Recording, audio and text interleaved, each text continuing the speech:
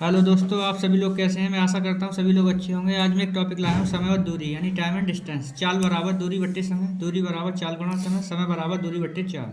ये हमारे फॉर्मूले हैं। तो यहाँ सापेक्ष चाल दिया हुआ है, रिलेटिव स्पीड, यानी एक दिशा में चलने पर सापेक्ष चाल क्या होती है, चालों को हम घटा देंगे। और अगर यहाँ पे विपरीत दिशा में चलें तो चालों का क्या कर देंगे हम, टोटल। तो जैसे यहाँ लिखा है किलोमीटर प्रति घंटा को मीटर प्रति सेकंड में बदलने के लिए 5/18 से गुणा करते हैं। तो 36 किलोमीटर प्रति घंटा, तो 36 गुणा 5/18, 18 दूनी 36, 2×5 = 10 मीटर पर सेकंड, यानी किलोमीटर प्रति घंटा को मीटर पर सेकंड में चेंज कर दिया। अब मीटर पर सेकंड को किलोमीटर पर घंटा में बदलने के लिए 18/5 से गुणा करते हैं। तो 20 मीटर पर सेकंड है, तो 18/5, 5 चौक 20, 18 चौक 72 किलोमीटर प्रति घंटा हो गया। बहुत ही इंपॉर्टेंट है, इसको ध्यान रखें। अब यहाँ से ट्रिक दी है हमारे पास औसत चाल की। तो औसत चाल में क्या दिया हुआ है हमारे पास, ए और बी की दूरी, यदि कोई व्यक्ति 60 किलोमीटर घंटे की चाल से जाता है और 40 किलोमीटर घंटे की चाल से वापस आता है तो कुल दूरी के लिए औसत चाल क्या होगी।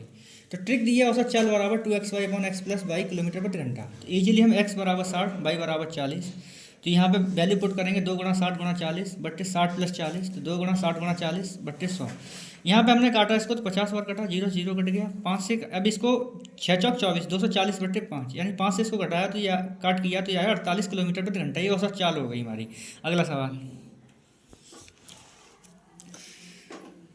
अगला सवाल दिया है, एक आदमी अपनी संपूर्ण यात्रा को 3 बराबर भागों में बांटकर क्रम से 20 किलोमीटर प्रति घंटा, 40 किलोमीटर घंटा, बस 60 किलोमीटर घंटा की चाल से तय करता है। तो बताएं संपूर्ण यात्रा में उसकी औसत चाल क्या होगी। तो ट्रिक होती है यहाँ पे, जब 3 दिए हैं, जब 2 थे तब अलग थे। तो 3xyz/xy+yz+zx, एक्स का मान इतना है, वाई का मान ये है, जेड का मान ये है। इस फॉर्मूले में डायरेक्टली ट्रिक के द्वारा हम लगा सकते हैं। 3×20×40×60, तो 20×40, 40×60 + 60×20।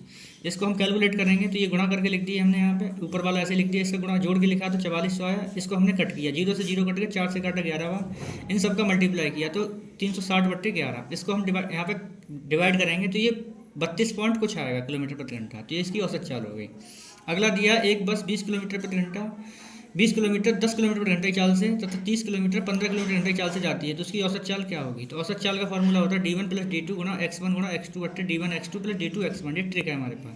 तो ईजिली हम लिखेंगे d1 20 है, d2 30 है, x1 10 है, x2 15 है। फॉर्मूले में लगाएंगे तो d1 का मान 20, d2 का मान 30, x1 इतना, x2 इतना। ये वैल्यू पुट करने के बाद इसको कैलकुलेट किया। कैलकुलेट करने के बाद यहाँ पे इसकी कैलकुलेशन करने के बाद आया हमारे पास 150/13 किलोमीटर प्रति घंटा। इसको हम डिवाइड करके भी लिख सकते हैं, बट औसतन इतनी हो गई हमारे पास। अगला सवाल दिया है, 5 किलोमीटर की चाल से चलकर एक श्रमिक फैक्ट्री में 12 मिनट देर से पहुंचता है। यदि वह 6 किलोमीटर की गति से चलता है तो 3 मिनट पहले पहुंचता है। उसके घर फैक्ट्री क्या दूरी होगी। तो अविष्ट दूरी होगी चालों का गुणनफल बट्टे चालों का अंतर गुणा समय, यानी d बराबर S1/S2/S1 - T1 + T2। S1 दिया है, S2 दिया है, T1 दिया है, T2 दिया है, हमने यहाँ से देख के लिख लिया। इसमें वैल्यू पुट की यहाँ से, तो S1 का मान 5, S2 6, 6 - 5 12 + 3, 6 पंजे 30, यहाँ 1 बचा 15, इसका मल्टीप्लाई कर दिया 450 किलोमीटर प्रति घंटा। ये इसकी औसत चाल हो गई। इसके बाद इसका अगला सवाल,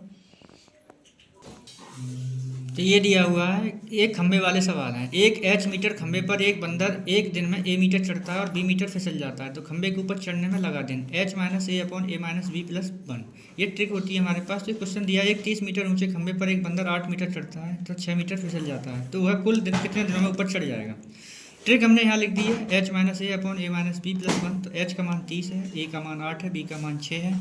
तो दिन का फॉर्मूला है हमारे पास यहाँ पे, तो H - A/A - B + 1, तो 30 - 8/8 - 6 + 1। तो यहाँ से इसको घटा के लिखा तो 22, नीचे आए 2, 2 से काटा 11, तो 11 + 1 यानी 22 दिन हो गए हमारे पास। यानी वो बंदर हमारा कितने दिन में चढ़ जाएगा, 22 दिन में।